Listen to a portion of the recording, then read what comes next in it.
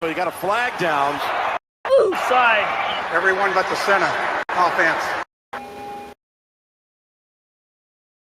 You're listening to Oofsides on Track and Turf Media. Talk about playoffs? But they are who we thought they were.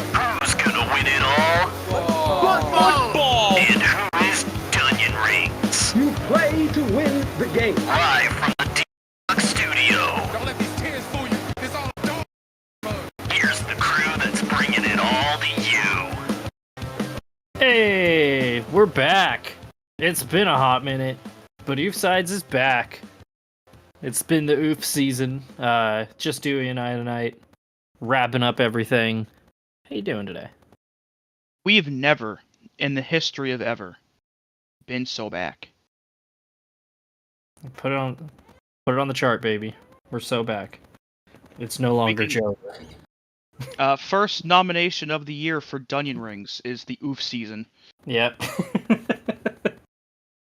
It's got about 2 days left, and then it's all over. The start of preseason really snuck up on me, like we were just talking about pre-show, that we've been talking for like a month and a half, like, hey, we should do like an off-season roundup show. And then Dewey messaged our group and was like, so the Hall of Fame game's this week. And we were like, oh, shit. But we're here. Nothing big's happened in the off-season, right? It hasn't been anything crazy, right? No, not at all. I feel like I'm back in college procrastinating a huge project to the last minute once again. Yeah, we'll have to get Steven's reaction to his new quarterback when he joins us again next time. I cannot wait to talk about that. Oh, it's gonna be so good. Oh boy. But before we get into that, truly the off-season, well, actually it starts with free agency. What am I talking about? But this show we're going to be talking about the draft, because it's the thing that everybody looks forward to during the off-season the most, I feel like.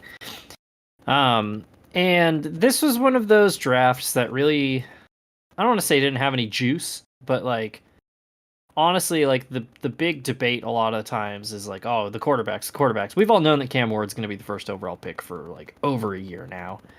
It was just a matter of who was going to win those sweepstakes. So the Titans did not surprise anybody with taking Cam Ward first overall. You're more plugged into college than I am. What are your thoughts on Cam Ward? I think Cam Ward has the potential to be that guy for the Titans, but I think if this was a stronger quarterback class, like if he was in last year's draft, I don't believe he would have been the first quarterback off the board. I was gonna say I've heard that as my cat has decided that now is the time to get the zoomies. I don't think there's anything wrong with Cam Ward, but this has been a rather, I guess, hypeless offseason so far. Like, we've barely heard anything from him ever since the Titans picked him up. Dude's just chilling. Yeah. Which, honestly, only started not that long ago, so it kind of makes sense. Yeah, honestly, he's probably enjoying it. Because, we look at some of the first overall picks from the last decade or so, and the level of that everybody picked everything apart that they would do, and I was like, and he's probably sitting there like, man, this is kind of cool that nobody really cares about the Titans right now. Yeah. So, the quarterback class as a whole, though, was rather interesting. Yeah, I was going to say, lucky for him, there was one other quarterback that entered this season, also kind of being hyped up as a potential first overall pick.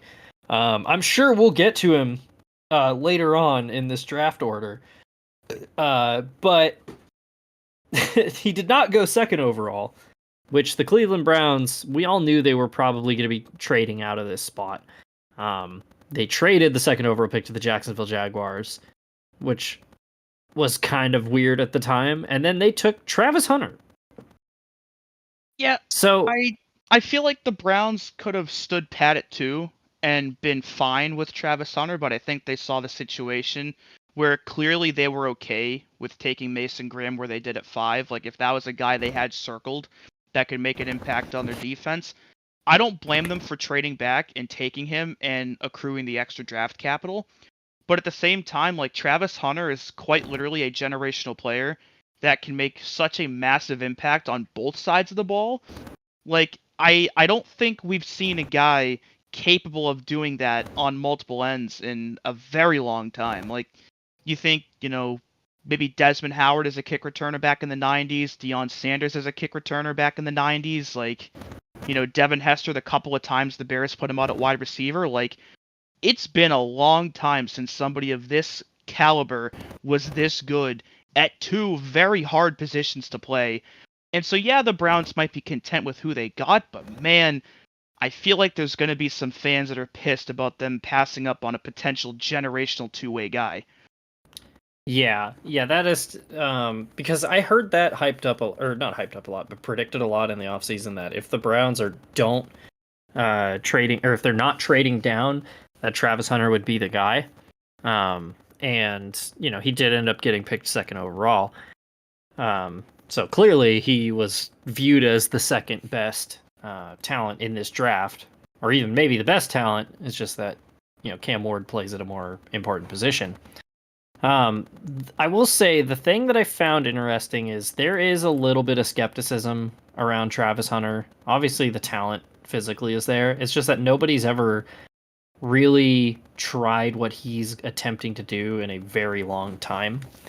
And when you look at the Jaguars, their biggest problem, it feels like, over the last year and a half, 2 seasons, has been they don't have a lot of guys, There's they not don't a lot really of high-end talent on the roster. Yeah, and I was vocal about praising their offseason in 2022 when they went back to the playoffs, where they went shopping for a lot of B and C players in the offseason, and it worked, that built a foundation for Trevor Lawrence to grow with. I think the problem is Trevor Lawrence has kind of hit his next ceiling, and he needs better talent around him to elevate. And they have Brian Thomas, who very well could become that, but outside of him, already there. Yeah, outside of Brian Thomas, their receiver corp is a whole bunch of nobodies. And let's say that Travis Hunter ends up being, he could very well be an excellent receiver, an excellent corner, or both, but he could also be a pretty good receiver and a mediocre corner, or vice versa. And in that situation where you wasted, or I don't want to say wasted, but you spent draft capital not only to get him, but to move up, and then what happens if you get a guy who doesn't end up being that game-changing talent? It seems like almost too much of a gamble when it seemed like there were other really good receivers in this draft. I'm not saying this isn't going to work out, but I have seen that take from certain people of it seems like an unnecessarily risky move to make when they could have stayed at 5 and taken, I can't do not remember how to pronounce Egbuka's first name. The guy the Bucks took. Emeka Egbuka. Yeah, or Matthew Golden, or somebody like that. The big one that went early was Tetairoa McMillan, who I think went to went to the Panthers. Yeah, which that one. I was gonna say a lot of people also thought that was a bit of a reach. Again, I'm not super plugged into college, but that is what I have been hearing. But I think the thing with the Jaguars was they were in a position where they had a very blatant need at 2 in very important positions where, they could have used 2 different draft picks to potentially get an A wide receiver and an A cornerback with 2 picks, but if they end up with a B wide receiver and a B cornerback with 1 pick out of the same player, I think they're going to be content with that. Yeah, that's fair. That's a fair way to look at it too, because it does seem like the worst case scenario could be oh, you're saving a roster spot for a solid to plus level guy, So it'll be interesting to see how that works out. And I think a big part of it too is new head coach. You're trying to make a splash. Let's get a player that everybody's going to talk about. Let's make our team noticeable, right? Make it you get a big name player like Travis Hunter, and if he turns out, people are going to want to come play for Jacksonville. Yeah, not to mention a head coach with one of the most awkward introductory press conferences in the history of fucking ever. Ball. Yeah, Lest It's we funny forget Liam Cohen. Yeah. Well, what's great is like the rest of his press conference was actually pretty good, but that moment was was. so bad that it made everybody kind of forget about it. That's the only fucking thing people are gonna remember from it. It's just like the Ugh. Viking season last year. That whole season was so fun for them to watch. But the only thing people are gonna fucking remember from that season is Sam Darnold doing absolutely dick for shit in the wild card game. Yep. That's just how that shit goes. Yep. Speaking of doing dick for shit last year, the New York Giants, they took Abdul Carter, 3rd overall, widely Which viewed as the best pass rusher in the draft. I love this pick for the Giants so much. Like, I get Lawrence Taylor vibes from him. Which Yeah. is in part because he ended up on the Giants, but like he is the premier pass rusher in this draft. And to pair him alongside Kayvon Thibodeau, that interior line of those two plus Dexter Lawrence, the Giants might have one of the scariest front six in the entire NFL now. So it actually just reminded me. Did you follow the Abdul Carter number fiasco? I did. I think my favorite part about it, though, was that Phil Simms said yes to him wearing 11, but then the rest of his family overruled him and said no. Yeah, so for reference... Honorable WTF moment, by the way, with that one. Yeah, Abdul Carter, because he wore 56 in college, didn't he? He wore 11 in college with Penn State. Yeah, that's why he wanted to keep it. Yeah, so he was drafted by the Giants, and he initially wanted Lawrence Taylor's number. And LT said no. And so then, for his second pick, he took 11, which is Phil Simms' number, which is also retired. And as you just mentioned, Phil Simms' family was like, no. And so then there was this like standoff until he finally picked 51. But it's just so funny of like following the offseason news, and it, like at first it was like, oh, Abdul Carter's in a standoff with Lawrence Taylor, and then it's like, all right, now he's moved on to Phil Simms and his family. Oh boy. And I think what makes it even better is he's from Philly, so part of me almost wonders if he did it just to piss them off. Would be very funny, honestly. Yeah. I mean, he had 12 sacks in 16 games last year, led Penn State to the semifinals in the college football playoff. Like, he was the leader of that defense, the best pass rusher in the entire country this past year. He is going to make a major impact day one for this defense. Yeah. Oh, yeah. The New England Patriots took Will Campbell 4th overall. That was after their draft slide. We already went around that. Some of the videos that came out with him, like, right after the draft were hilarious.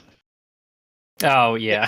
I think, like, one of the first ones he did was talking about him, like, hunting behind the stadium, and he was like, oh shit, there's a Bass Pro right there, too.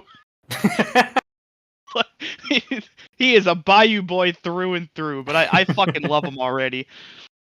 Yeah, he seems like a good fit already. The draft or the interview he had on the stage, like right after he was picked, I was like, I fucking love this dude from like minute number 1. Oh yeah. And he's already looked good in minicamp against some of our better D linemen, so I am pretty hyped up for how he's gonna do come week 1. Oh yeah. As we mentioned, Mason Graham 5th overall to the Browns, adding a new wingman for Myles Garrett, who more on him later. Yeah, I was gonna say he was for a moment the highest paid defensive player in NFL history. I think he's already been topped by that. Raiders took Ashton Jeanty 6th overall. I think everybody kind of had that one penciled in. Fills a need.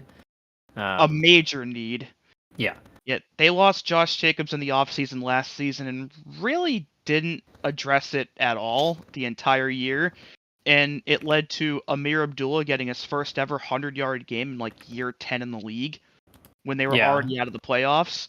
But finally filling that void, not only with Ashton Jeanty, but also signing Raheem Mostert, gives them a pretty solid 1-2 punch now in the backfield that they desperately needed.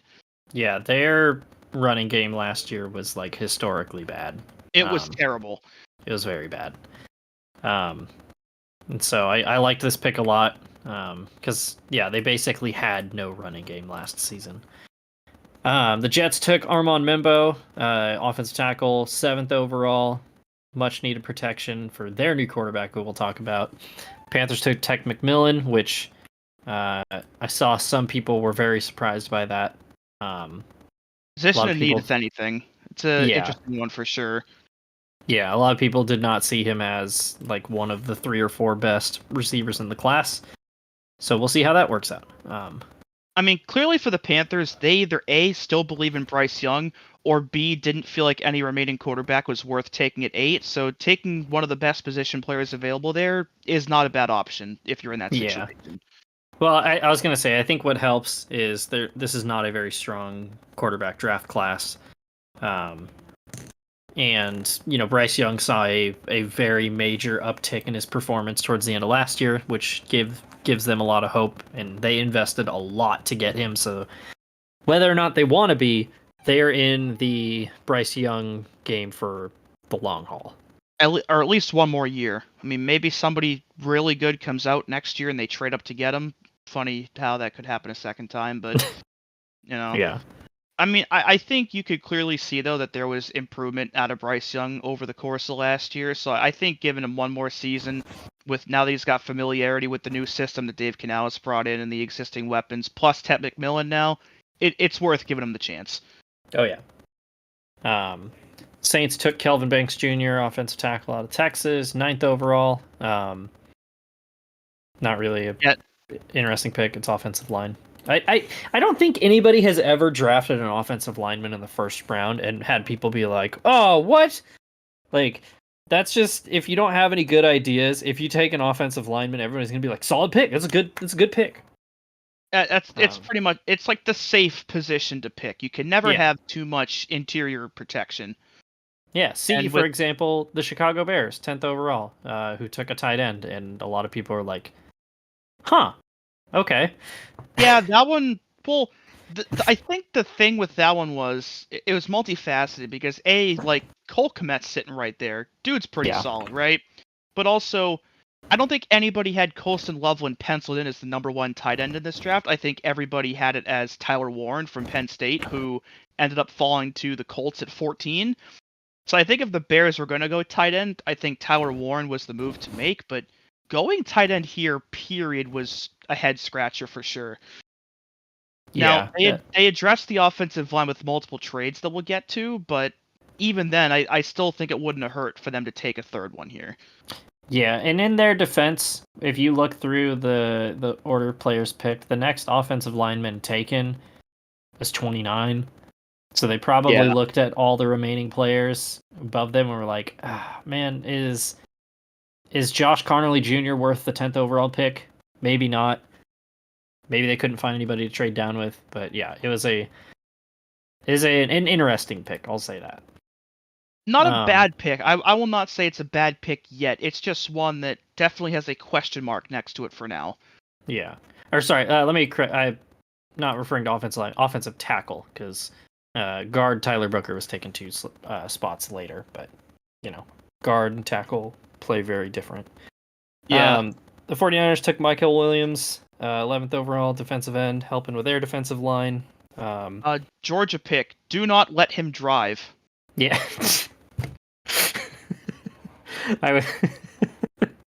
A shockingly accurate assumption. Yeah. God, something in the water down there. I mentioned the Cowboys picking Tyler Booker. The Dolphins took Kenneth Grant, defensive tackle. Much needed pick there because of a departure that they had last offseason, which we will definitely be getting into later. Because boy, howdy, did I hear some details about the Christian Wilkins situation today. Yeah. Tyler Warren went to the Colts at 14. Jalen Walker. What? I just wanted to say real quick, great pick for the Colts, especially with the uncertainty regarding their quarterback situation right now. Gives them a reliable, guy that can get, 8-9 receptions a game for, 100 yards, pretty much just by creating a lot of separation for a tight end, especially. So whoever the hell is behind center for that team, they're going to find him often and probably for some big gains. Yeah. Well, and there was a stat I heard earlier today on Heed the Call, which was last season, Anthony Richardson in short yardage situations was basically dead last amongst all quarterbacks who started a game last year. He was like ranked like 42nd or something like that in basically Jesus. every single metric for short passing. So having That's a very not good. good tight end, that's going to help that a lot. Yeah, just a little bit. Yeah. The Falcons took Jalen Walker, linebacker out of Georgia. See the previous comment. Cardinals took Walter Nolan, defensive tackle out of Ole Miss. I heard some people saying or talking about this one too as a strange pick. I don't know a lot about him, to be completely honest. Yeah, same. But we'll see what happens with that. Yeah, the Bengals took defensive end Shamar Stewart at 17, and surely nothing else happened with this pick. He did not sign until 3 days ago. So did you hear about what was going on with this whole situation? Not all of it, but I heard a couple of rumors that I don't even know if this is true or not, but like somebody somewhere said that he was considering like withdrawing and going back to A&M for another year or some shit. So the TLDR of this and what led to it is like rookie first round draft pick contracts in the NFL have been collectively bargained to have essentially certain requirements in your contract. And you can obviously negotiate a little bit from there. You know, typically the Players Association is not going to allow the teams to negotiate below that. But, you know, for example, if the Titans wanted to pay Cam Ward way more than the base salary for a rookie quarterback taken first overall, they can. The holdup was that the Bengals tried introducing a new style of contract that had language written into it that would essentially allow them to get out from certain guaranteed money should he not play for them for whatever reason.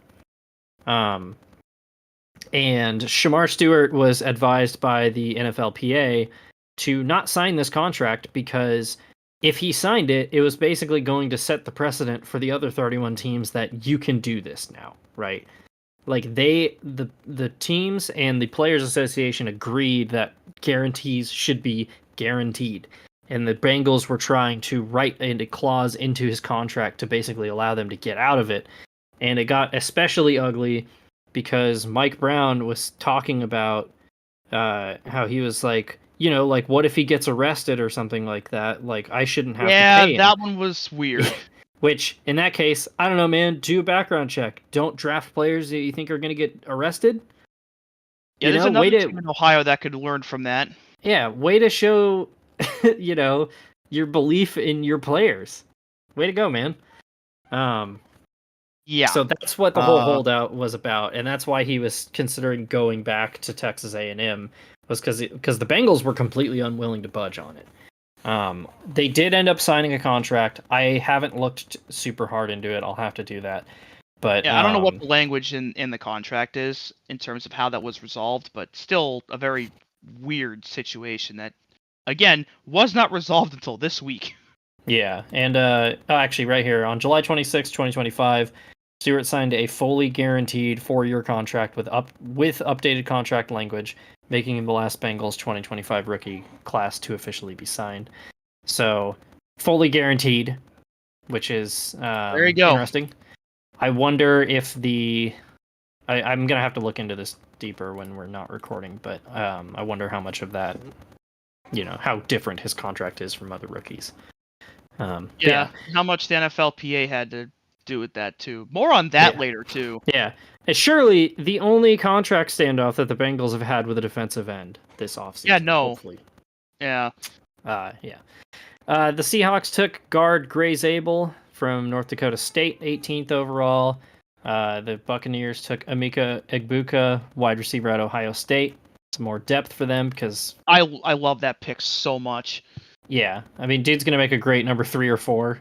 And I'm not saying that as an insult. It's just like when you have Mike Evans and Chris Godwin already there. He has a surefire Hall of Famer ahead of him, and a guy that, when healthy, is a top 30 receiver in this league already. So yeah, and just remember that Baker threw for 4,500 yards, and there was a period of last year where his lead receiver was Cade Otton. So, this is a team that's gearing up for their Super Bowl window right now. The Broncos took Jahdae Barron, cornerback out of Texas. Steelers took Derek Harmon, defensive tackle out of Oregon. Chargers took Amarian Hampton, a running back out of North Carolina. This might be my favorite pick of the first round of any team. Yeah, I've seen a lot of people talking about this one, especially because the Chargers kind of tried to put together a running back room of other people's hand-me-downs, and it didn't really work. Now he's got Mac Brown's best. Yeah, and we know how much Jim Harbaugh wants to have his rushing game, so went out and got, somebody that he fresh that he wants to build this team around. So more on his backup later. Yeah, the Packers did the unthinkable and took a wide receiver in the first round with Matthew Golden from Texas. About time. This one, and because the draft was in Green Bay, this one got maybe the loudest ovation out of anybody in the first round. As soon as he just the guy announcing the pick when he said for the first time since whatever year it was, and then the crowd just blew up because they were like, oh shit, I know where this is going. They immediately knew what it was. Yeah.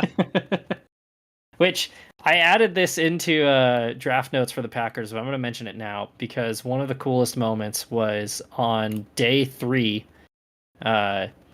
in round 4, Baron Sorrell, who is let me find him real quick. Oh, god damn it. Wikipedia, you're not working with me right now. There he is. He is a defensive end out of Texas. He was in the green room for all 3 days. He didn't think he was going to make it for day 1, but he was like, whatever, I'll just show up just in case. I'll probably be a day 2 pick.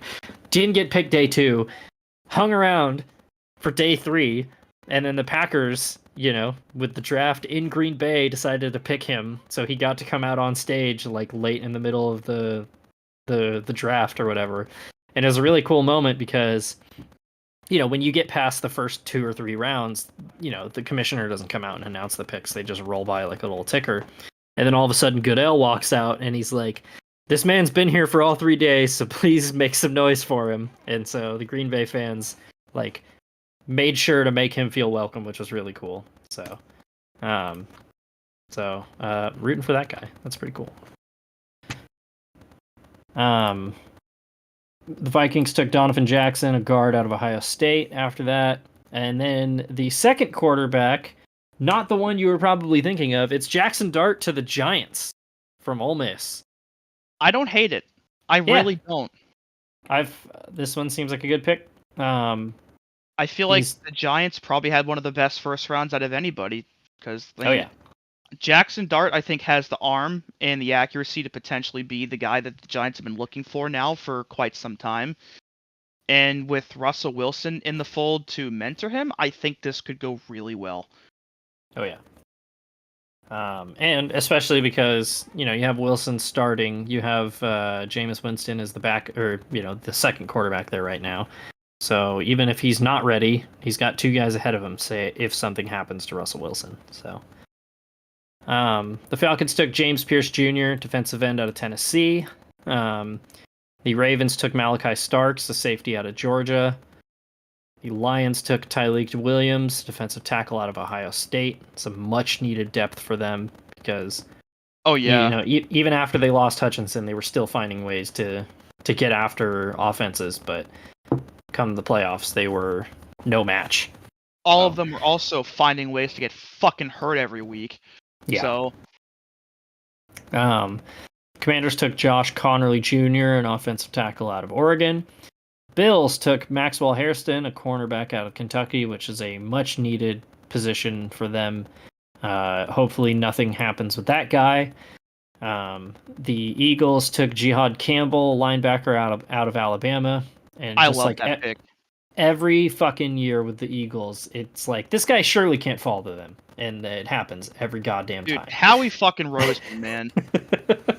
Howie fucking Roseman. He's so good at having picks fall into his lap. It's actually ridiculous. Surely by now somebody would have said, "Hey, let's not have that happen." But no, please don't let the Eagles get this guy. And then they let him get the guy. He is like a perfect fit for that fucking defense, and it's so infuriatingly good. Yeah. And then rounding out the first round, the Chiefs took offensive tackle Josh Simmons out of Ohio State. There are obviously other notable picks, but there's one very noticeable one that we didn't mention because, well, I guess we'll just get straight to it. Shedeur Sanders entered last year as a guy that was in consideration for the first overall pick. And he fell out, not only did he fall out of the first round, he fell out of the second, then the third, and then the fourth. He was taken 144th overall in the fifth round by the Cleveland Browns. I think my favorite part about this too is that he wasn't even the first quarterback the Browns took. Yep. Because they took Dylan Gabriel in the fourth round, who I think was one of the older players picked in this entire draft, I'm pretty sure. This is after they traded for Kenny Pickett and re-signed Joe Flacco. So this is very much like just getting a fistful of darts and just chucking them all at the dartboard at the same time. One of them's gotta fucking land, right?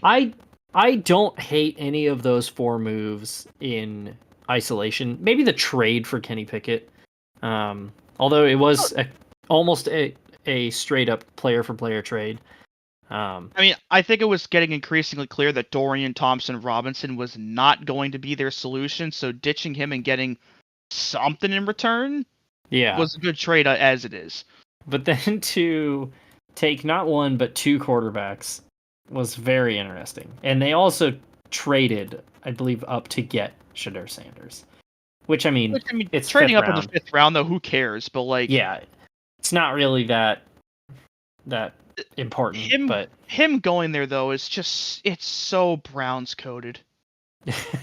It is so on brand for the Browns, and that's not an indictment on Shedeur Sanders, but like, it fits. It just does. Yeah. Oh my gosh. And that being said, the Browns did have a good draft overall. Like that, this isn't a knock on the Browns by any means. I mean, might as well just jump right into them specifically for their whole body of work here. But like, Quinshawn Judkins, who was part of the tandem that won the national championship with Ohio State last year, more on him later. And also getting Dylan Sampson out of Tennessee, who I think was one of the top 5 touchdown leaders last year among running backs. So all of that, plus Harold Fannin, who was a very underrated tight end. Not enough people were talking about him nationally last year when he was at Bowling Green, but he could be one of the steals of this draft if he pans out. And also Carson Schlesinger from UCLA being a linebacker at the top of the second round. This entire draft, like every guy they picked, I think has Pro Bowl potential. Oh yeah. Yeah, I've heard really good things about Quinshawn Judkins. And Dylan Gabriel was another one of those guys that I heard hype around, like, oh yeah, like a good mid-round quarterback. He could surprise some people. It's just so fitting though that the Browns took Shedeur, because like I don't want to hate Shedeur Sanders. I don't want to like talk too much shit about him, but like it would be one thing if like he's an NFL caliber quarterback, but he's not super athletic. He's not super talented, right? He can carve out a solid NFL career, and maybe he can be a good starting quarterback. But just the baggage of being Deion Sanders' son obviously doesn't help. But then you have like Deion was considered, like, everybody considers Deion a diva, but you'd be hard-pressed to find a single player who played with him who has anything bad to say about him. Because he was an extremely hard worker, and Shedeur does not give off that same vibe. And he came in with a very undeserved ego. I mean, they retired his fucking number at Colorado when he has a career record there of 13-11. Okay, I wanted to bring that up too. That was fucking hilarious. Like, what are we doing here? Like, I don't hate it because, like, in a vacuum, right? He is one of the greatest quarterbacks Colorado's ever had. Yeah. Which, I mean, not the highest of bars to clear. I mean, Steven Montez wasn't that bad, and I'm sure I'm forgetting one or two other guys, but like he statistically had one of the greatest seasons by a quarterback that college has ever seen. So down the road, I could have understood that, but like, why you retiring the guy's number when he's been gone for like 2 months? Yeah. Yeah. He's and not Mariano Rivera when he retired from the Yankees. He's not David Ortiz the year after the fucking he retired from the Red Sox. Bro left college to go to the NFL draft, and before stepping on the field for an NFL game, he's got his number in the fucking rafters over there. Like, yeah. well, it seemed a little premature. Yeah, and there's a lot of that doesn't help.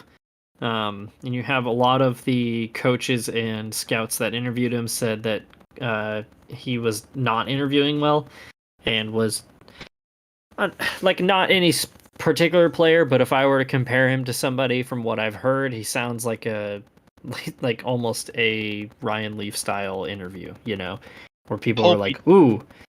I really hope that that's not his career trajectory, though. Like, yeah. I really like.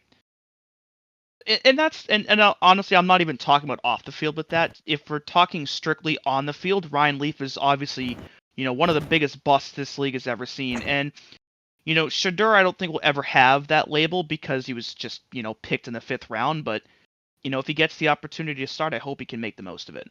Yeah. The problem is the talent's there. Yeah, and the problem is not the talent with Shedeur Sanders. That's not why he fell to the 5th round. It's that it's all the other shit that happens around it.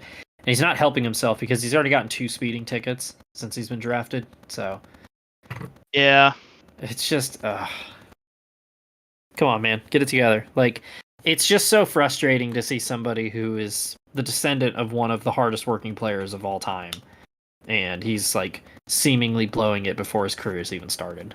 So, yeah. And considering the Browns have 4 QBs on their roster, one of them's getting cut before the end of the season, and he probably just got saved by Kenny Pickett's injury. So yeah.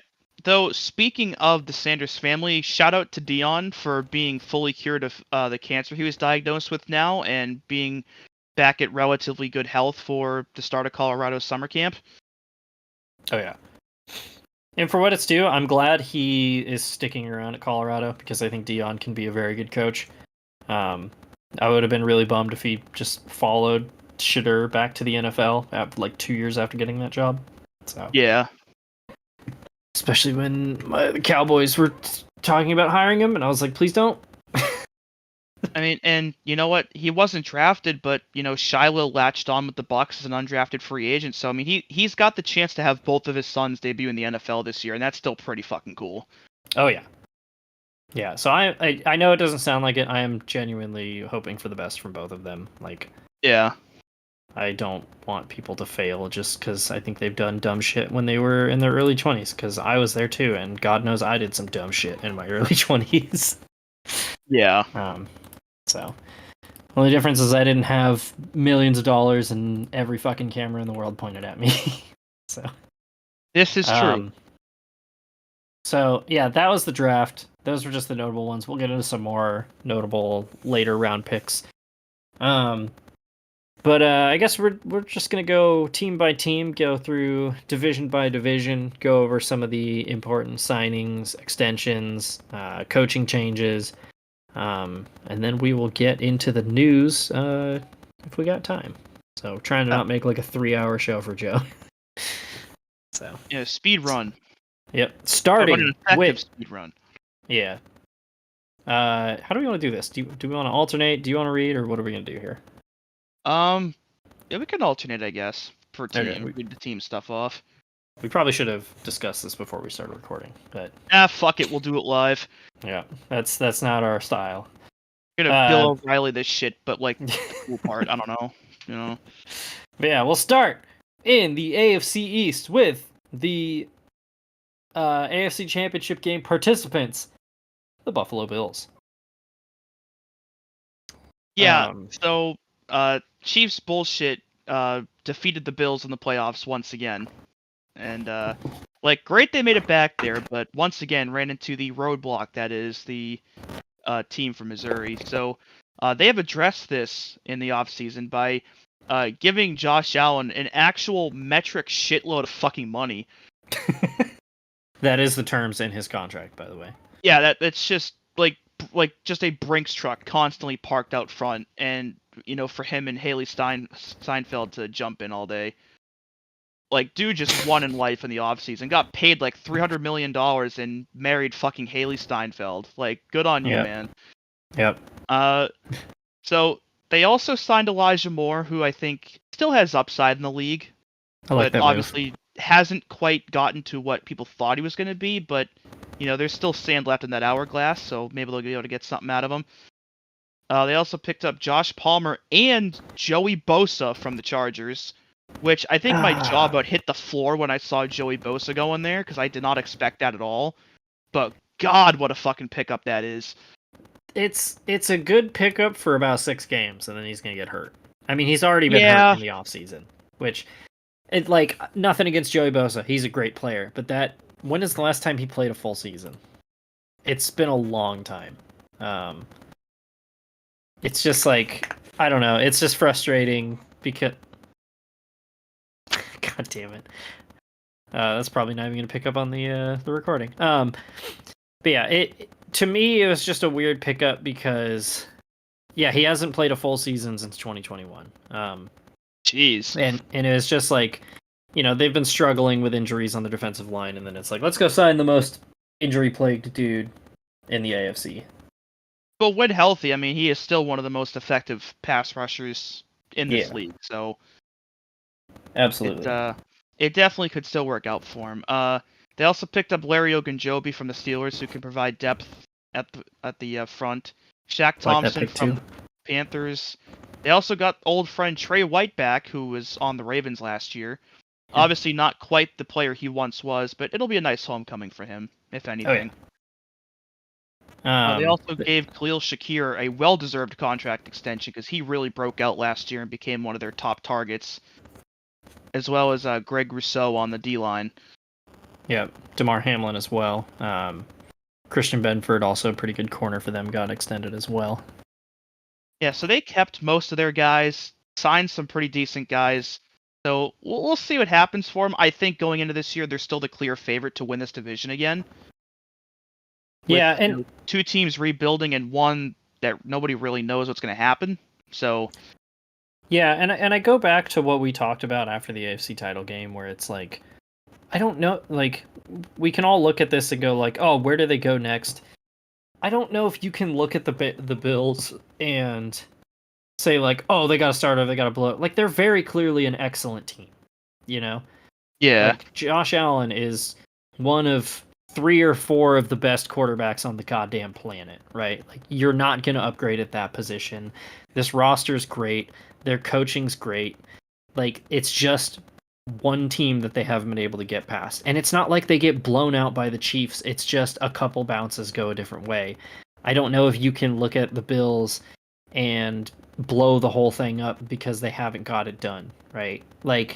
It's to take it to a NASCAR analogy, you look at a guy like Denny Hamlin who keeps getting close and not doing it, and it's I don't think you blow it up because you don't keep getting that close if you're not good, right? Exactly. Sheldon Creed doesn't finish second 14 times if he's not good, It's just a matter of when it happens, if it does happen. They're good, they're just not the level of great that you need to be in clutch time to finally get over that hump. Yeah, it's not you don't look at the Bills and go, oh, their window's closing or whatever. It's just it's just a matter of when the moment comes, are you going to be the team that gets it done, right? And the difference between them, the difference between them and the Chiefs is really not that much. It's just a couple bounces of the ball every year, Yeah, and a couple of rule changes that, if they were in effect in years prior, might have totally changed the outcome of some of those games that we'll also get to later. Yep. So. But yeah, and a team that that was the year after. Damn it, I thought I had a segue there. A team they beat in the playoffs a couple of years ago. The Dolphins, who missed the playoffs, had a bad year last year. They started by signing Zach Wilson. Interesting backup signing. Um, I mean, it's an upgrade over Tyler Huntley and Skylar Thompson, so like I don't think you can view this as bad yeah, because and I heard some you- genuine hype about Zach Wilson last season. yeah, So I and like that too. as unfortunate as it is, this team just cannot assume and rely on Tua to be healthy and available for all 17 games. You just can't do it. So to have a guy in the building that, yeah, I mean, is Zach Wilson what the Jets thought he was going to be when they picked him number 2? No, he's not. But is he a more serviceable quarterback than what the Dolphins had last year in place of Tua? Absolutely. So at the end of the day, it's a good signing, and you know what? They might need him at some point this season, and if they do, he's going to be throwing the ball to fucking Tyreek Hill and Jalen Waddle. It's not going to go that bad. Yeah, and a lot of people still think that Zach Wilson has some upside. He had some genuinely good games with the Jets his last season there. I heard a lot of hype around Zach Wilson throughout the preseason and training camp last year. Sean Payton seemed to really like him, so I guess we'll see. They also picked up Nick Westbrook-Akina from the Titans. They got Alexander Madison from the Raiders, who did not have a good season last year. He was with the Vikings before that, right? Yes, he was. Yeah, was a good player for the Vikings. I think he was more likely just a victim of a really bad scheme and everything going on, and with how dysfunctional the Raiders were. Pharaoh Brown from the Seahawks came over as well. Artie Burns from them. More on him later, Ryan, unfortunately. yeah, punter Ryan Stonehouse, corner Mike Hilton, Jack Jones from Vegas as well. So they went shopping in the offseason because this is a team that really feels like they're in flux. Because Tua got signed to an extension, I believe, before last year. Yeah, he got a lot of fucking money. Yeah, and like Tua's fine. You know, he's an NFL caliber quarterback. I think the problem is he can be special. It's just a matter of staying healthy and being great at the end of the year, right? Because you know, the first time they got to the playoffs, he was hurt. The second time they got to the playoffs was in cold weather, and they tried to hype it up as, oh, it's not going to affect us. It did. They got stomped by the Chiefs. This team was a shell of itself because they lost Tua early. And even when he was there, they were losing games early. This really feels like a critical season for this team, which is weird because going into last year, we were all like, Mike McDaniel, he's this great genius mind, and I think he's still a good coach, but that's kind of how the NFL works, that he might be on his way out if they don't win playoff games this year.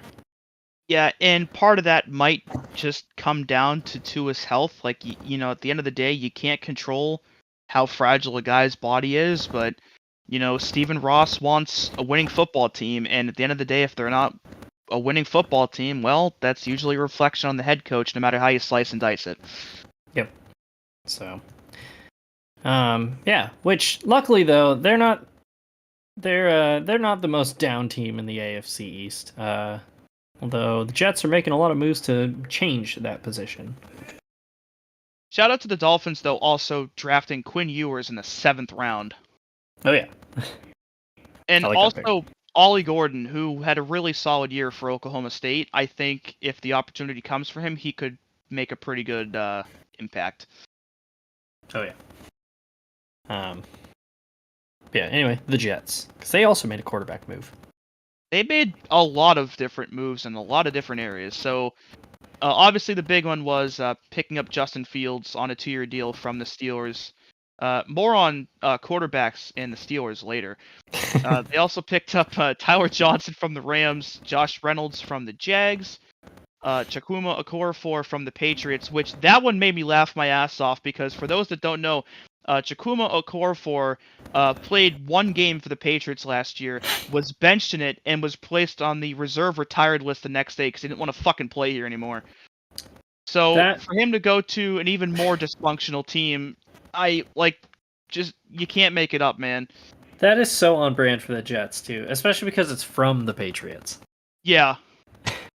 Yeah, not the only lineman between those two teams to swap. More on them in, I don't know, a couple minutes. But Also got Byron Cowart, solid pickup from Chicago, Brandon Stevens from the Ravens, and old friend Nick Folk from the Titans. Of course, Nick Folk was their old kicker for like 7 years and was on the team when they made their last playoff appearance. So who knows? Maybe he'll be the guy that they truly needed at 40 years old to get back in the playoffs.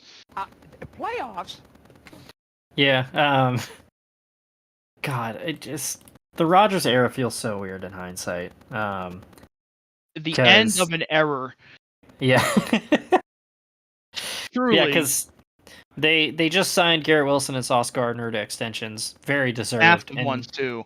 You forget before the debacle of last year that those were the two guys that were like becoming the leaders of this team in that locker room, and then Aaron Rodgers showed up, and it was just like, well, kind of ruined the vibes. Well, then you saw Devontae Adams show up, and it was like, you know what? Okay. Because, like, he was basically the number one leader from the moment he stepped off the fucking plane over there. But now he's gone, and Aaron's gone, so, you know, I think it's time now for Garrett Wilson and Sauce Gardner to step up and be those guys, and I think they both can. Oh, yeah. Yeah, I mean, Garrett Wilson made Zach Wilson look genuinely great for a few games in 2023. I mean, that one-handed catch he made, I can't remember who he did it against last year, but that one-handed catch he made for a touchdown is one of the best catches I think I've ever seen in my life. Like, dude is insanely talented. People forget about the Sunday night game. Kat, do you mind? People forget about the Sunday night game in like week 3 or 4 where Zach Wilson genuinely outplayed Patrick Mahomes. Oh, yeah. So, yeah, there was some Chiefs bullshit in that game too. But we don't talk about that. As always. But yeah, and also go ahead. Okay, sure. They also, redid the whole coaching staff over the offseason. Out went Robert Saleh mid-season. Say what you want about that. I still don't think he deserved to be canned when he was, but they did it. So now in comes Aaron Glenn, who played for the Jets in the 90s, so it was a kind of a cool hire from the get-go. They brought over Tanner Engstrand from the Lions, Steve Wilkes, the old Cardinals Cardinals coach, who I think was like a fucking, what the hell is the term I'm trying to think of? Consultant, that's the bitch. Yeah. I think like some college last year, but they got him as their defensive coordinator. He wasn't that bad with the Niners, so, we'll see how it goes. And they hired a new GM, Darren Moogie, from the Broncos. So their front office has been redone. Their coaching staff's been redone. They have a new starting quarterback. They're returning all their young weapons. I think there's a better outlook for this team than there was at this time last year, as crazy as that sounds. Oh, yeah. Yeah, and a big part of it, too, was Aaron Glenn met with Aaron Rodgers to see if he was going to keep him. And apparently about 5 minutes into the meeting, he was just like, yeah, no, we're moving on. Aaron Glenn strikes me as a guy that takes no shit, and he means business like 25-8. And if I'm right in that assessment, this team should make leaps and bounds and improvements this year. Oh, yeah. I should have clipped it, but his quote from his introductory press conference where he's like, "We're the freaking New York Jets." Great. Yeah, and the way he had the Lions defense playing last year when so many of their key players went down was like, it doesn't matter who you put underneath him, he's going to get the most out of his players. Okay, sorry, my cat just drooled all over me. Yeah, I really like this move. It was like going into this offseason, I was like, that's the guy that I think the Jets should get, and they got him. Yeah. Speaking of teams that made a head coaching change, your New England Patriots. Yeah, hiring the guy that everybody and their mother knew they were going to fucking hire, which, again, obviously I don't have a problem with it, but it just made the Rooney Rule thing pretty fucking awkward because everyone they brought in was like, you're not getting the fucking job, man. Like, that whole part was kind of weird, I will admit. But at the end of the day, Mike Vrabel is back at home in New England where he belongs, and that makes me very happy. Old friend Josh McDaniels is back for his third round as offensive coordinator because the first two weren't good enough. But we also got Terrell Williams from the Lions as our new DC, which I like that move a lot. We have a pretty solid coaching staff going into this season. I think I am very Like, honestly, that alone, if that was the only thing that had happened, I would have been, enamored with what has been done. But, on top of that, a lot of cap space, and boy, did they fucking spend it. I mean, Carlton Davis from the Lions, Garrett Bradbury from the Vikings, Milton Williams from the Eagles. Davis and Williams especially got huge deals, just basically giving out money. They gave Stephon Diggs like $20 million coming off a torn ACL. I mean, surely nothing's happened in the offseason with that guy. Yeah, no, something about him stinks, and it's not him, Yeah. But I mean, Matt Collins from the Bills, which I don't mind that as a depth signing, but I think it means one of the young guys they picked last year is probably on his way out, whether it's Jalen Polk or Javon Baker. I don't think either of them are going to pan out, and I think at least one of them is not going to be on the roster come week 1. So, I love the Harold Landry signing so much. And they say that a QB can save without even knowing the play. And Josh Dobbs is throwing a touchdown, winning the Patriots. The game. Yep. We I haven't broken signed that sound drop out in a while. We signed the astronaut. Josh Dobbs is our new backup quarterback over from the Niners. Oh boy. Hell yeah. I might have to insert that in that sound effect in post again because it didn't look like my mic was picking it up. But fuck it, let's play it. Also got 3 defensive players from the Raiders. Got Calevon Chason, Marcus Epps, and Robert Spillane. I also really like the Robert Spillane signing. I think he's been underrated now for a couple years, and they've had a pretty solid defense the last couple of years too. Yeah. And then lastly, addressing the O-line, not just by picking Will Campbell, but also signing Morgan Moses away from the Jets. And they also picked Jared Wilson from Georgia, who is probably the center of the future since David Andrews retired over the offseason. I mean, Travion Henderson in the second round, who could easily supplant and make a great tandem with Ramondre Stevenson. I mean, Andres Borregales in the 6th round to replace Joey Sly as our new kicker. Hopefully it goes better than the last time we picked a kicker. And Kyle Williams in the 3rd round. Hopefully this receiver pans out this time. But either way, I mean, I'm not expecting the playoffs necessarily, but man, do I love what this team did in the offseason. Yeah, this was a team that, even with Gerard Mayo, they were still kind of trying the Belichick method. And then this was very much like that was a mistake. We should have gone with Vrabel the whole time and just kind of letting him do what he wants to do. So it's interesting because, obviously Vrabel played for Belichick for so long, but it's still clear that, this is not going to go how the Belichick-Mayo years did. Yeah. You can still tell there's a very, very distinct difference in how Mike Vrabel coaches compared to how Belichick and Mayo do. And I think it's going to work for this team. I think he's already got the guys fired up. I mean, he's got the fans fired up for sure. I mean, it's a guy that won 3 Super Bowls here and was part of some of the biggest moments in this franchise's history. It's hard not to be, excited for this team this year. Oh, yeah. So, and that was the AFC East. And now we head north to the Cincinnati Bengals, who did miss the playoffs last year. But don't worry, they've signed Desmond Ridder.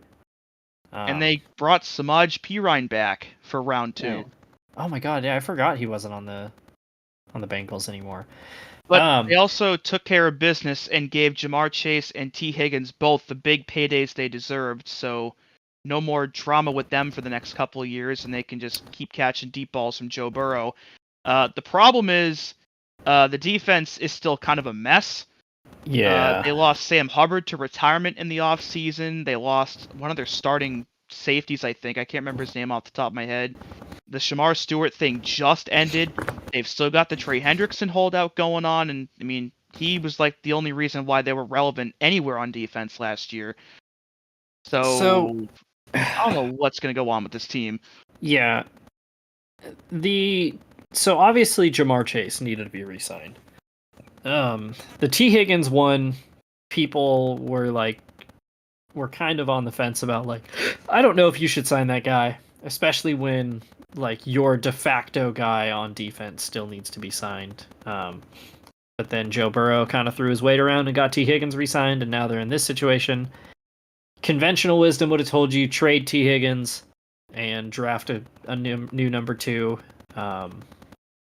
It's just weird because like the Bengals for years were known for drafting players and then they won't pay them, so they let them walk or trade them or whatever, and then they draft new players, and so they have a constantly turning over the roster and having new talent come in. And obviously you should listen to Joe Burrow. This is a situation where they might have overcorrected because now they're in a situation where their defense, which literally sank them last year, is still going to have a giant question mark around it. Yep. It's just a mess. And nothing they can do, obviously, about a guy wanting to retire in Sam Hubbard's case, but like they've just got to suck it up and pay Trey Hendrickson, man. If they don't pay him, what are you fucking doing? Yeah, and that's the thing too, is you can look at this move and go, oh, future ramifications, but you're trying to win a Super Bowl right now. Yep. Like Joe Burrow's great. He is one of the 3 or 4 best quarterbacks in the NFL. And he says the Super Bowl window is as long as I'm here. Sure. Is it though? Is it really? Yeah, but I'm sure the Chargers felt that way with Phillip Rivers in 2009. And then look how the rest of that stint went, Yep. Like, you can't afford to waste the prime of your player, because who knows what could happen to him, especially because he's been hurt already, so it's just a mess. Yeah, I mean, just like the Dolphins at this point, like, as crazy as this sounds, can they rely on Joe Burrow to be healthy for 17 games a year? Yeah. He's missed significant time now in at least 2 seasons, maybe 3. So that's becoming more of a question mark, I think, as the years go by. So, I mean, giving Mike Gesicki an extension was warranted. He had a pretty solid year for them last year. I mean, B.J. Hill played a pretty big role for them, aside Trey Hendrickson. Drafting Shamar Stewart obviously was key in getting that deal done. Though I will say, even with all the question marks on the defense, firing Lou Anarumo and bringing in Al Golden from Notre Dame was a huge plus on the coaching staff. Oh, yeah. That Notre Dame defense pretty much carried that team all the way to the national championship game, and that was for a Notre Dame team that, has been chomping at the bit for a deep run like this, really since they lost to Alabama in 2012. So that defense was one of the best in the country, and to bring in the mastermind behind that defense into the fold, even with the questions remaining on the roster, is still a great move for this team, and I think it should still pay dividends for them, regardless of what happens with Trey Hendrickson. Oh, yeah. But luckily, their in-state rival is having just as messy of a year over in Cleveland.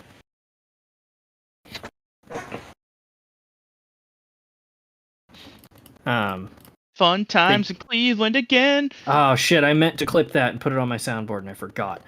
Yeah, we already went over the Flacco signing, bringing him back to town. Deontay Johnson being on his 3rd AFC North team in a calendar year.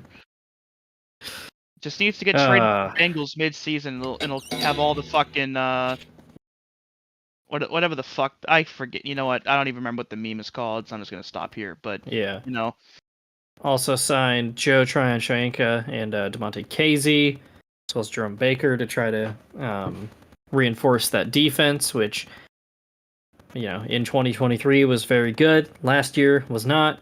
Paid Myles Garrett the big bucks, as well as Devin Bush. Tommy Rees promoted internally to offensive coordinator, as well as Mike Bloomgren becoming the offensive line coach from signing him away from Rice. That move is funny to me. Like, he was the head coach of Rice last year and said, "Yep, I'm going to leave this to become the offensive line coach." But hey, clearly they believe in him, so we'll see. And we already went over their whole draft class and everything. Might end up being the best one of anybody this year if they all pan out. Like, this literally has potential to be one of the best draft classes in a while by anybody. And that said, you still already have their owner Jimmy Haslam talking about like what it would mean to draft Arch Manning. So who knows how this season's going to go? Yeah. Yeah. I wonder what their outlook for 2025 is. Team that's got a Who much the brighter hell outlook. knows? Yeah, a team that's got a much brighter outlook are the old Cleveland Browns. It's the Baltimore Ravens. Yet this is a very interesting setup here. So Josh Johnson no longer the backup for Lamar Jackson, and it's now Cooper Rush instead. That's So a strange one. Yeah. They also picked up DeAndre Hopkins from the Chiefs, which would have been a franchise-altering move like 7 years ago.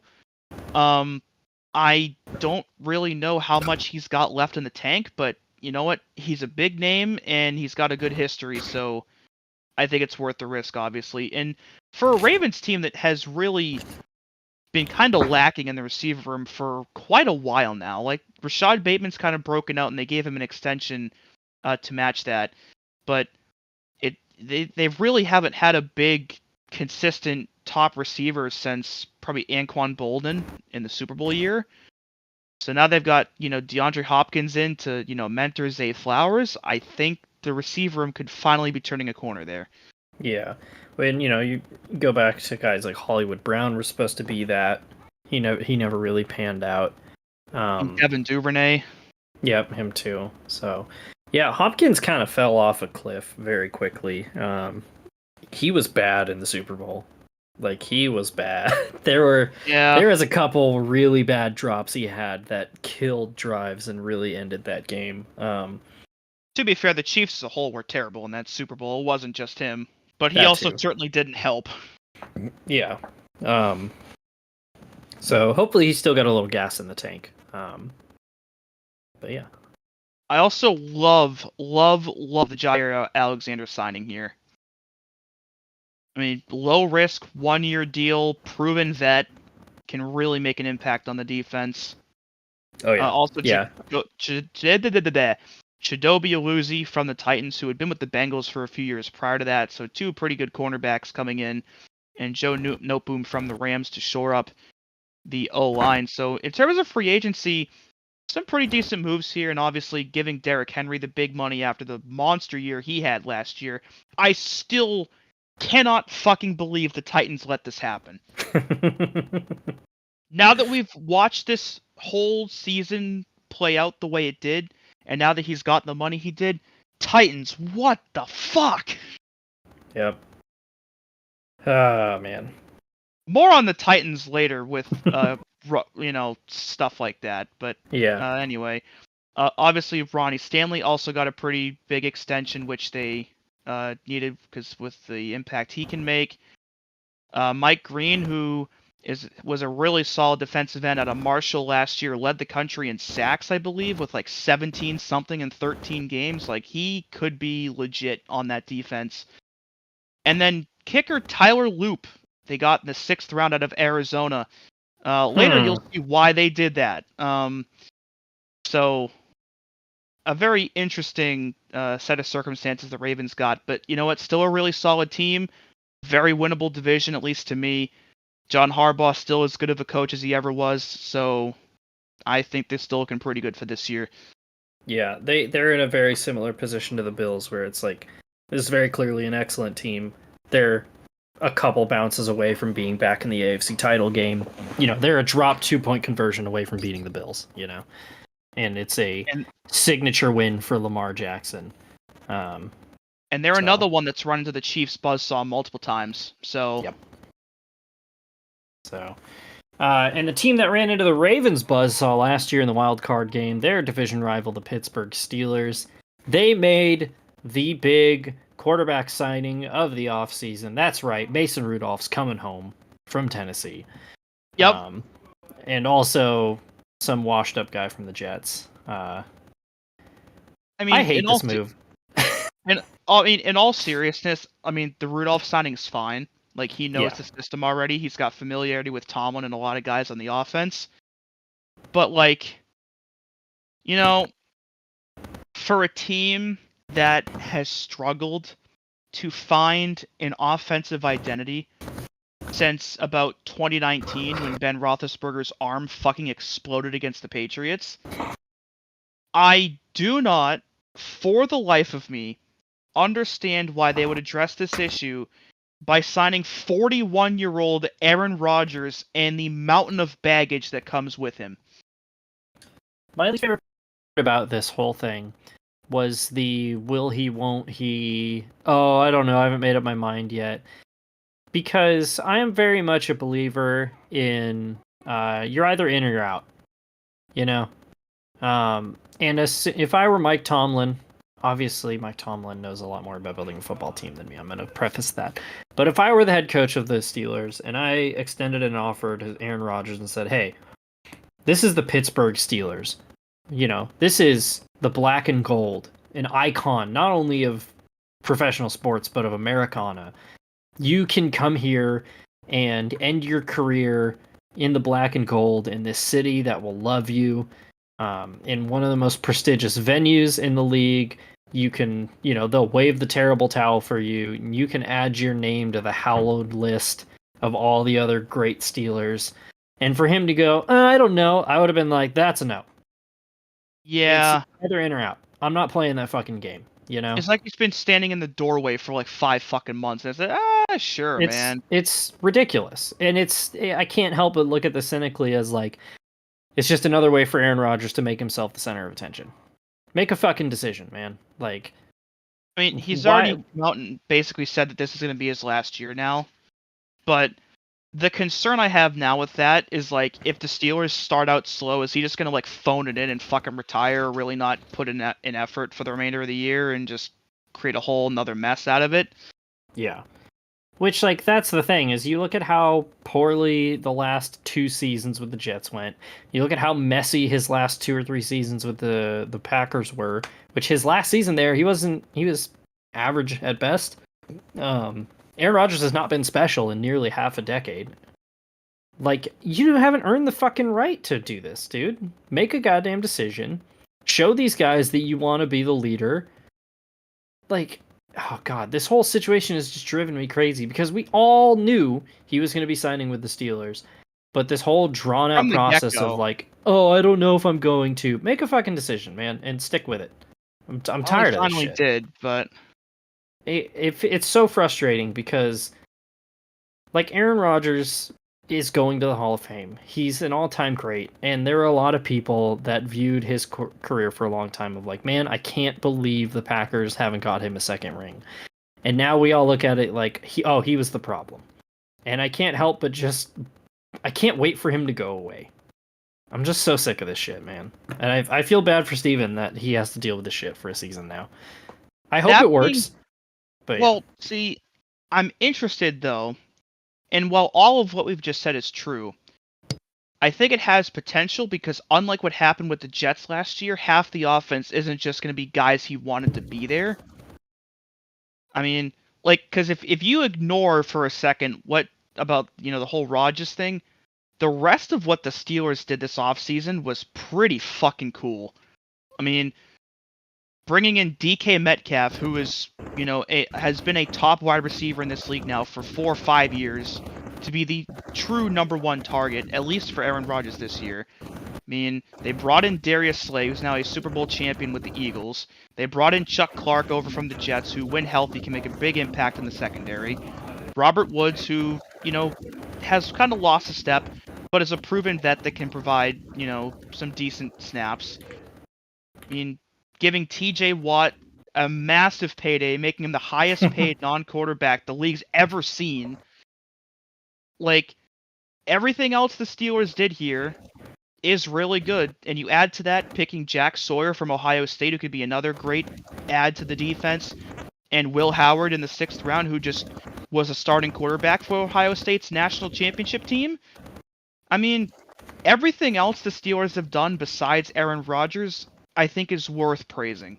It's there's such a big question mark and such a big stink around Aaron Rodgers right now that I think unless you see results on the field, it is going to diminish everything else that happened with this team over the offseason.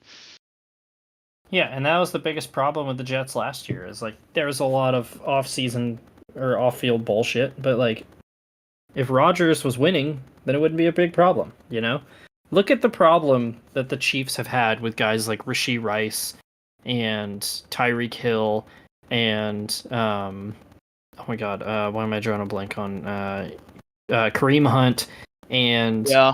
all of these guys who have gotten into trouble off the field, but nobody gives a shit about it. Like Rashee Rice's legal problems are a footnote because the Chiefs are an excellent keep on organization, winning. and they win. You know, when we think about the Chiefs, we don't think about those problems. We think about Taylor Swift and Travis Kelce. You know, it's like, and a big part of that is PR, but the biggest part of it is that they win. And they're an exciting football team. And so when a team is winning, you're not obligated to talk about their head case quarterback who is being an egomaniac or a diva and losing every week. So Yep. I will say this will be the ultimate test of Mike Tomlin's ability to keep things under wrap. Because if they win 10 games this season, he put him in the Hall of Fame. Well, see, here's the thing, though. The Steelers are contractually obligated to go at least 9-8. So, like, 9-8's the base, like the base for this team. Like, if they go 9-8, you know, cool, job well done.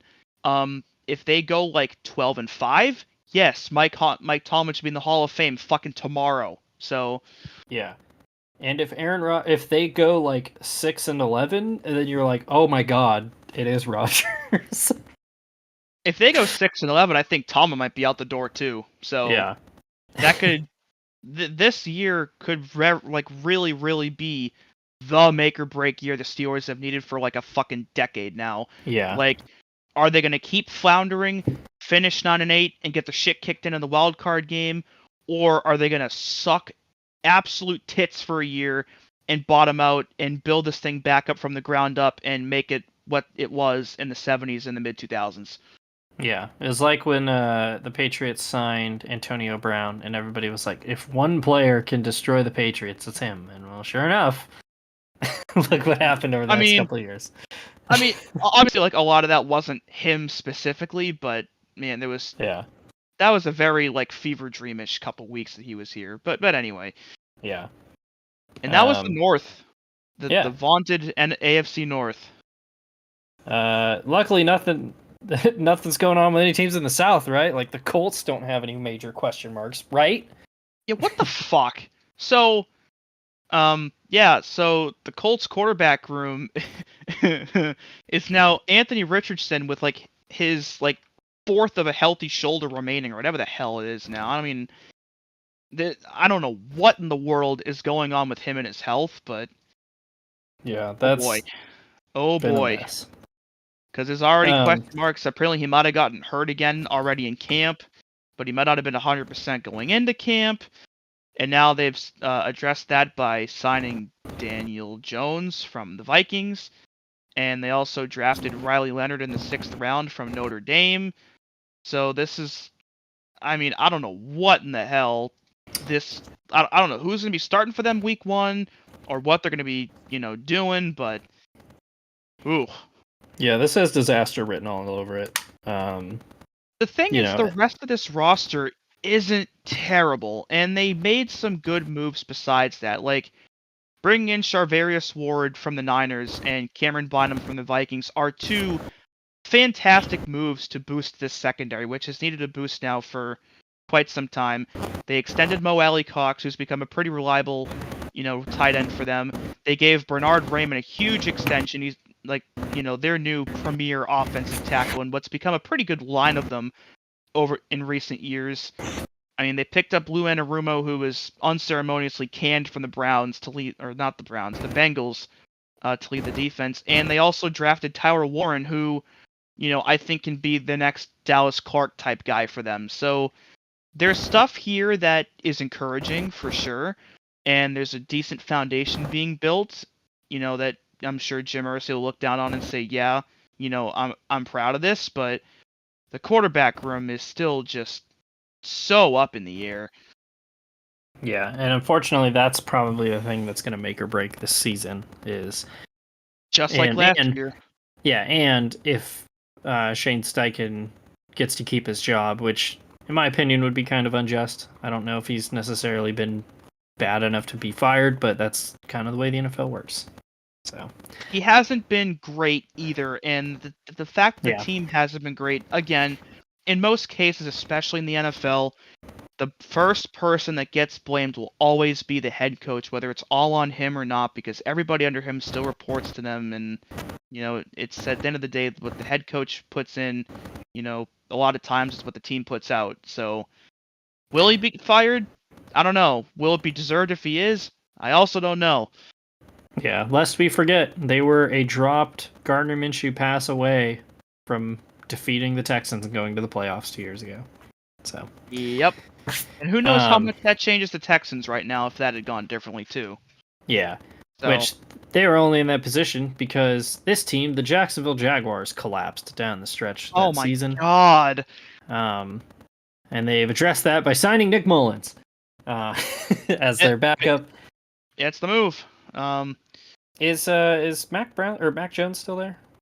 No, that is why they signed Nick Mullins. He is Okay. no longer a member of the Jaguars.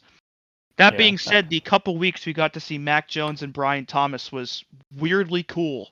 It was funny. It was, and it looked they good. They also signed Diami Brown from Washington. He had a solid year last year, as well as Rams tight end Hunter Long and Johnny Munt from Minnesota. Robert Hainsey to help on the offensive line, because a little underreported detail is that Trevor Lawrence has not been able to stay healthy. That dude he's been getting his ass whooped. They signed Dwayne Smoot. Oh, good. I was going to say, he also kind of got his ankle rearranged in a game last year, so, very pressing need very quickly for that team once that happened. Because, who knows? That injury could affect his mobility for quite some time. There's never a guarantee you recover 100% from an injury like that. So, yeah.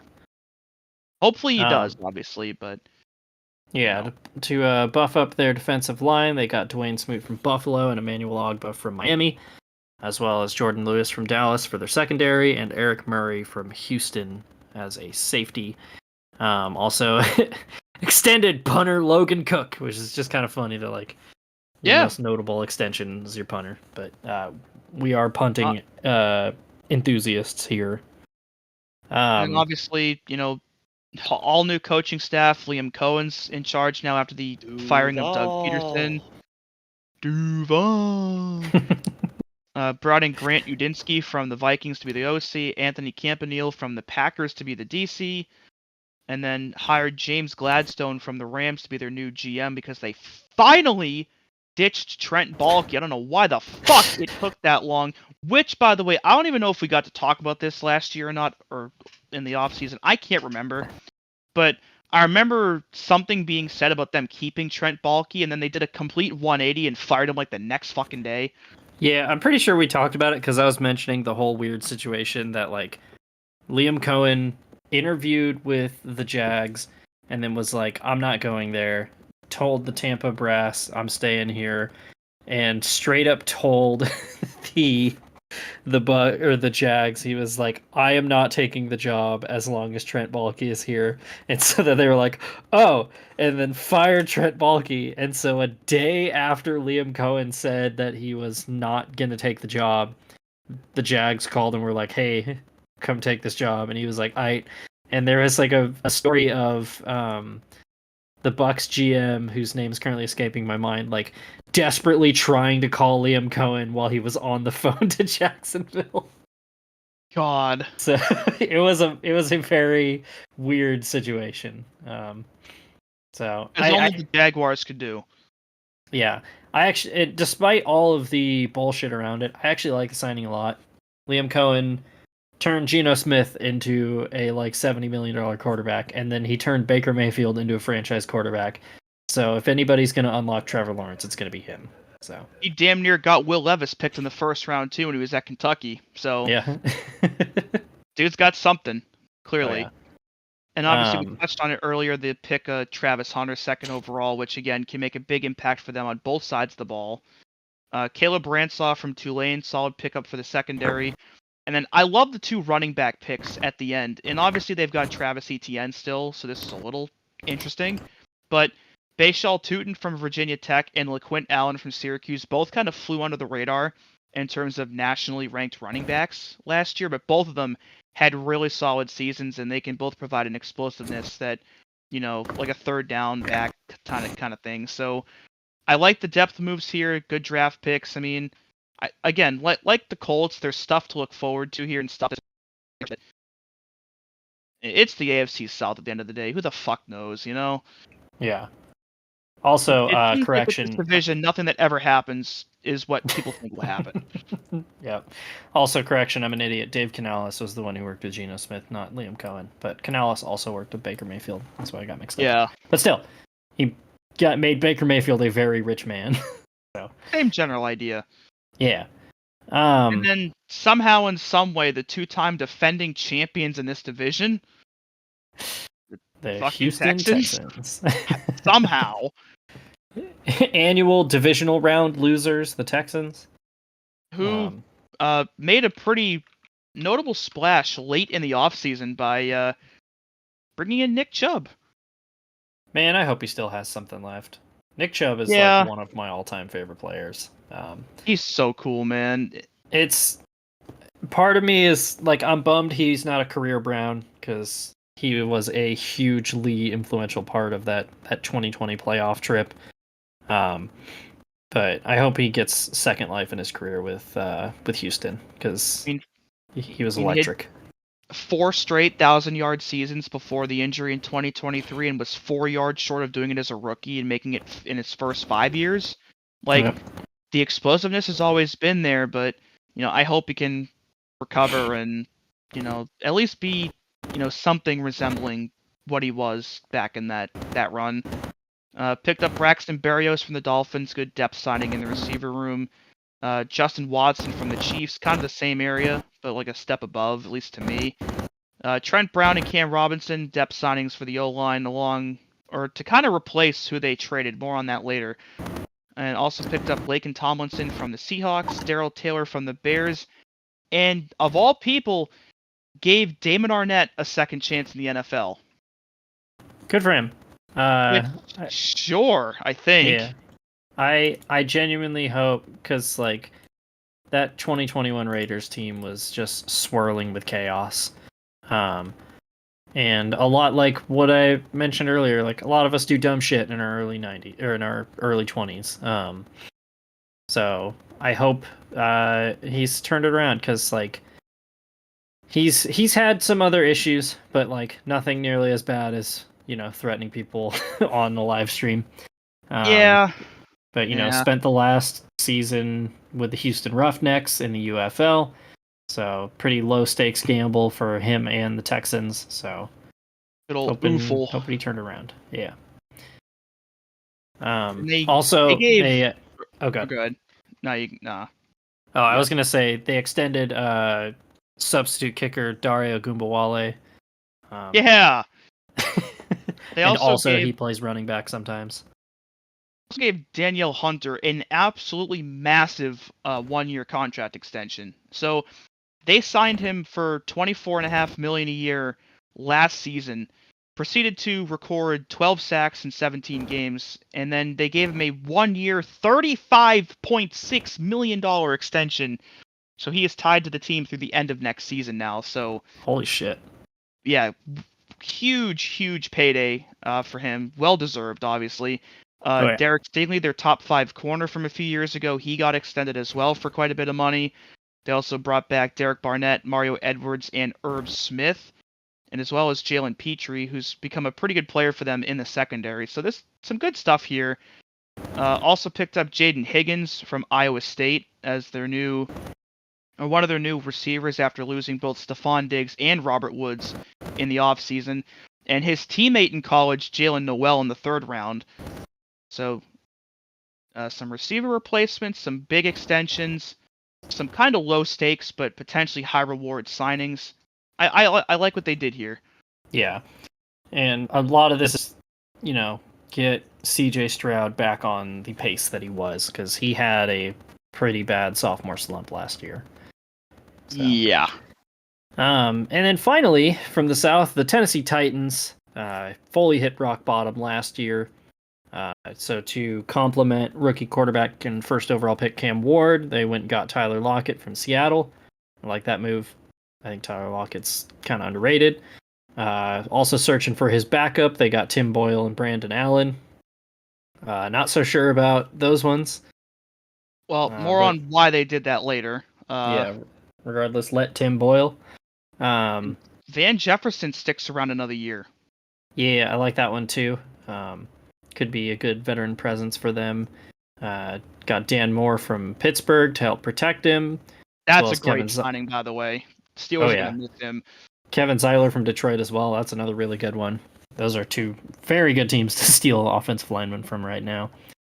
And they redid their special teams room. They got Joey Sly from the Patriots and Johnny Hecker from the Panthers. So all new kicker and punter tandem for this year. And I think Joey Sly is kind of slept on. The thing with Joey Sly is he's got a powerful leg. It just kind of gets shaky sometimes. Because he hit a 63-yarder against the Niners last year and came a cut 6 inches away from making a 68-yarder to win a game, which would have been an all-time record. And then he booted one from 25 in a different game. So, he's a pretty good kicker, and he'll do the job the Titans need him to do, obviously. But and Johnny Hecker, well-established punter, been around a long time. So, and punters never age either. So he could be 50 and he'd probably still be just as good. So, obviously extended Sebastian Joseph Day. Brought in Mike Borgonzi from the Chiefs to be their new GM because they decided they had enough of Rand Carthorne. Cam Ward, obviously their number 1 overall pick. Gunnar Helm, solid tight end pickup in the 4th round from Texas. Alik Ayamanor from Stanford. I think he could be one to watch this year. He had some pretty fantastic catches at Stanford last year. I think with the departure of Westbrook Akine, he could be a guy that could make a sneaky good impact this year. And Kevin Winston to help with the secondary also in the 3rd round. So this team, at least for this year, probably still isn't going to be very good. But I think you're going to see on-the-field improvement from the disaster that was last year. Yeah, and they also got a special teams coordinator, John Bones Fassel from the Cowboys. Very good special teams coordinator. So, got to be good on kickoffs, obviously. But yeah, that's the biggest. Yeah, that's the biggest thing with the Titans this year is just show some life, make people remember that Nashville has a football team. Because when they had Derrick Henry and AJ Brown and Ryan Tannehill and Vrabel was coaching those really fun early 2020 teams, they were very good. They're only 3 years removed from being the number 1 seed in the AFC. Yep. Now, granted, everybody from that team is gone, but it was still pretty recent. The fans are there, they remember, but especially with the new stadium opening in the next couple years. Yeah. It's gotta be an entertaining team again. And then I guess we'll wrap up this show since we've been going for an hour. Oh my god, we've already been going for 2 hours. Holy shit. Almost 2 hours. It'll be the AFC West. The Broncos. Sponty. Yeah. They lost to the Bills in the wild card round. Kind of made the playoffs ahead of schedule, I feel like. But year 2 for Bo Nix. Year 3 for Sean Payton there. They went and got Sam Ehlinger to be his backup. Went and got J.K. Dobbins from the Chargers. Evan Ingram from the Jaguars to help their receiving room. Dre Greenlaw to beef up their defense, as well as Talanoa Hufanga from the 49ers.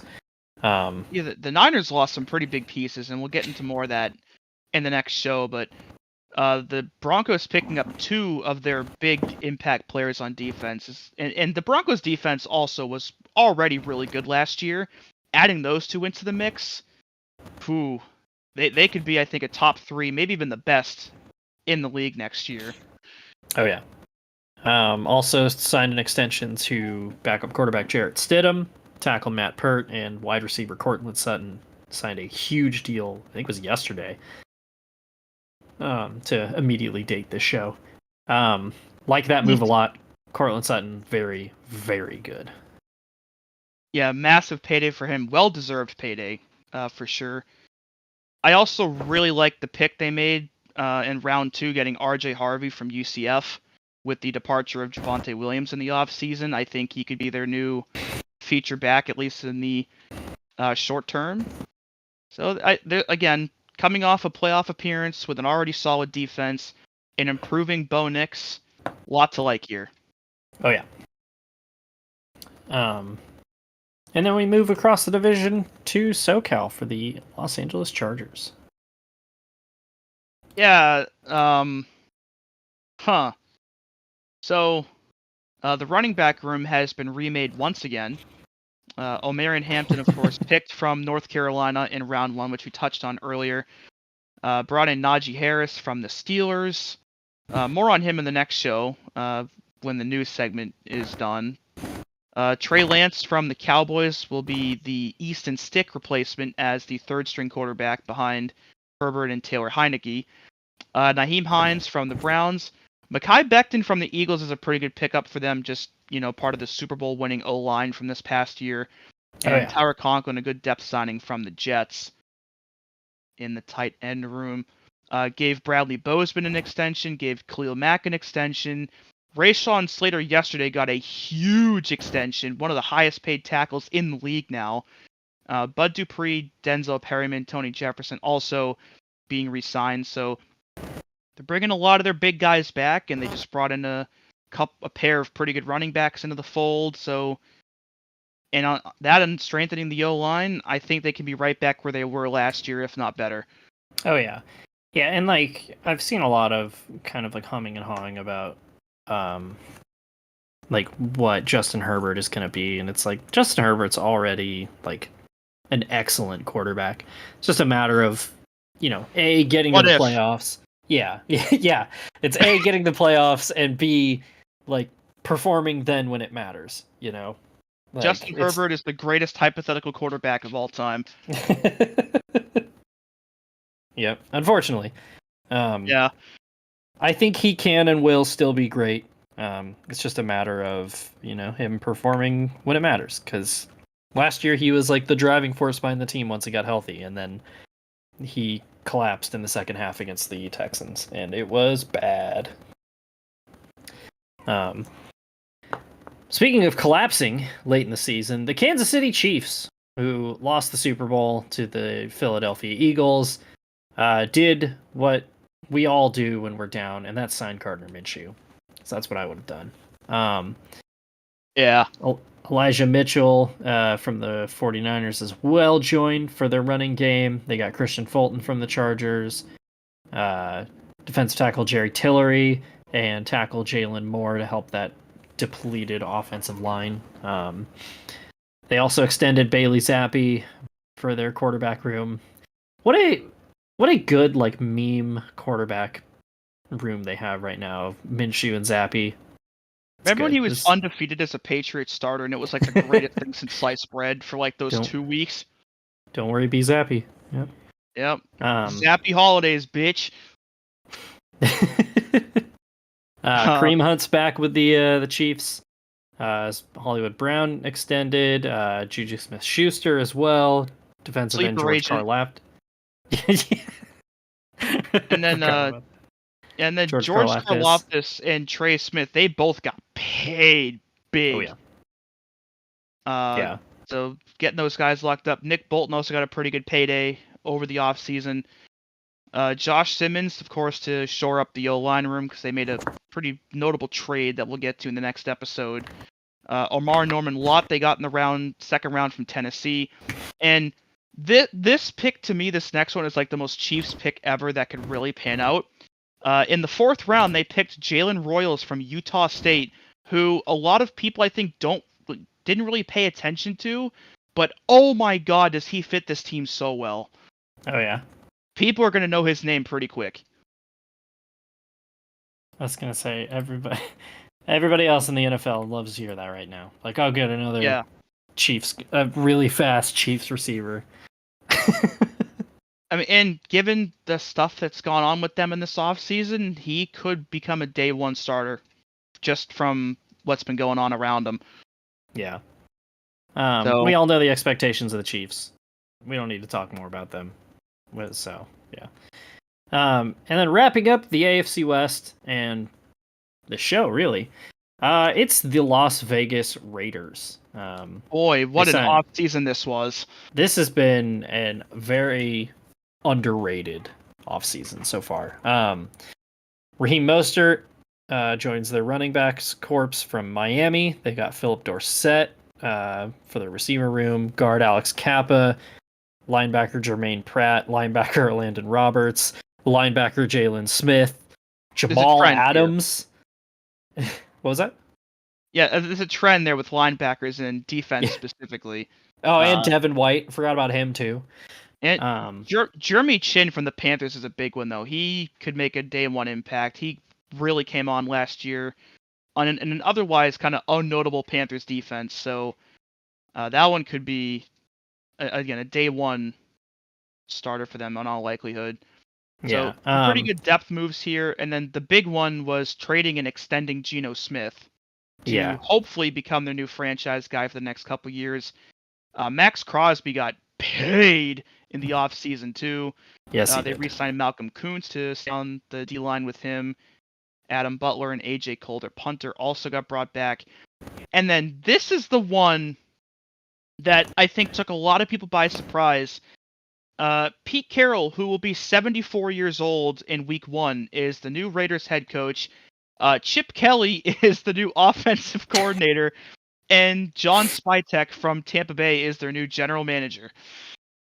I really like the Pete Carroll signing, just because it's like there's been so much swirling chaos with the last 3 coaching regimes. It's like, let's just get somebody that everybody likes.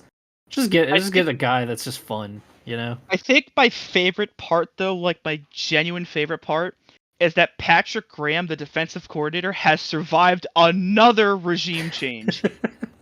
Well, it helps that his defense has done been it good. Again. Yeah. The benefits of having Max Crosby. Patrick Graham was hired at the beginning of 2022 from the Giants to be their defensive coordinator in Josh McDaniels' first year. Now, obviously, McDaniels was fired during 2023, was retained by Antonio Pierce at the beginning of last year, and then Antonio Pierce was one and done and fired in the offseason, and he was once again retained by Pete Carroll. So in his 4th year now, as defensive coordinator, he's going to be on, I think, his 5th head coach between interims and Foles. So that rules so hard. But he lives to see another year, so we'll see what he can do with these guys. And touched on it earlier with picking Ashton Genty in round 1. They got Jack Beck, another receiver from TCU, in round 2, and quarterback Cam Miller from North Dakota State in the 7th round as a depth backup signing. So obviously, I don't think this is going to be a division-winning team, but with Pete Carroll and Geno Smith reunited again, tell you what, this is going to be a fun team to watch, regardless of what their record is. I mean, not to mention, Ashton Genty, getting handed off the ball every 80 times a game. It's going to probably be like, I think this is like a 7-win team, but it's going to be fun as hell. Yeah, and this might be the most fun 7-win team you ever see in your life. Yeah, so I really like all of the moves the Raiders have made. They've kind of snuck under the radar this offseason so far, but I really like what they've been doing. So, and that was the AFC. I think we'll just call it there. Actually, no. So we've got 2 WTF or What the Football moments. Let's do one of them because it is relevant to the draft. We'll do the other one next week. And that is Jeff Ulbricht's son, the interim head coach of the New York Jets, who I believe he's now with the Falcons, if I'm not mistaken. He's now the defensive coordinator for the Falcons. His son saw Shadur Sanders' number in his book of like draft prospects and prank called Shadur Sanders during night 1 of the NFL draft, and basically told him that the Falcons were going to be taking him. Yeah. Fun times. Kids, get off the internet. Stop it. I forget who else. Somebody else got prank called too. I forget who the other one was, but there was someone else that did. Yeah. And it just added to the whole messy situation of like, he's going through an unprecedented draft slide to where at one point it looked like he was gonna go undrafted, and then a coach's son is fucking with him too. It's just like, what is going on? So make better choices, kids. Yeah. I think they fined Jeff Ulbrich a pretty good amount of money for that too, even though his son was the one that did it. Yeah, and he was like very publicly like apologetic about it and was like, Yeah. I cannot believe my kid would do this. So The NFL fines the Falcons $250,000 and Ulbrich $100,000 for the incident. His son's friend pretended to be Saints general manager Mickey Loomis, who told Sanders he was being selected before saying you're going to have to wait a bit longer before hanging up. oh my god. Which is fucking insane. Yeah. Jesus Christ. Like, yeah, at face value, haha, funny, but like, damn, dude, like, come on. Yeah, and I was gonna say I could go into a fucking rant about like the internet making people performatively mean nowadays, but I'm not gonna do that. It's one of those things that it's like, come the fuck on. Like, I see the comedic value in it, but I also see, like, dude, you're a fucking asshole for that. Yeah, like, I mean, I'm not gonna, like, wax poetic that, like, I've never done anything dumb. I could 100% see hanging out and being like, oh, dude, should we prank call Shitter Sanders? Like, fucking, yeah, I've prank called the White House before, okay? Like the one that one time that the guy got the fucking reliever at Texas A&M to start warming up in the bullpen from his fucking house. Oh, yeah. I have seen that one, yeah. Or, when that dude, oh god, who was the college basketball player that a guy was catfishing? I don't remember who it was, but it was from a rival school, and then when they went to a game, the stands were like chanting his phone number. That is ridiculous. It's fucked, but it is funny. And then there's Manti Te'o. Yeah, and Manti Te'o, the big one. So, yeah, the last time Notre Dame went on a big run. Earlier. Yeah. So on that note, this has been the Oofsides, the AFC conference roundup. The AFC. I like that. That's got good bones to it. We'll be back probably next week because I'm looking at our schedules. We're recording FRP tomorrow. You guys are busy on Thursday. I might be gone Friday, so you might be hearing from us again in another week. So maybe some more crazy shit has happened in that time span. But either way, it's good to be back. About time. Yeah. My cat is snoring. He's very fat. He's literally covering his face up with his paws because it's too bright in here. He also drooled on me earlier, so it might be time to wrap up the show. Any closing comments or thoughts? Well, shout out Mike Vrabel, and just glad we're fucking back. The off-season, the oof season is finally over. We're so back. We made it. We'll see you next time.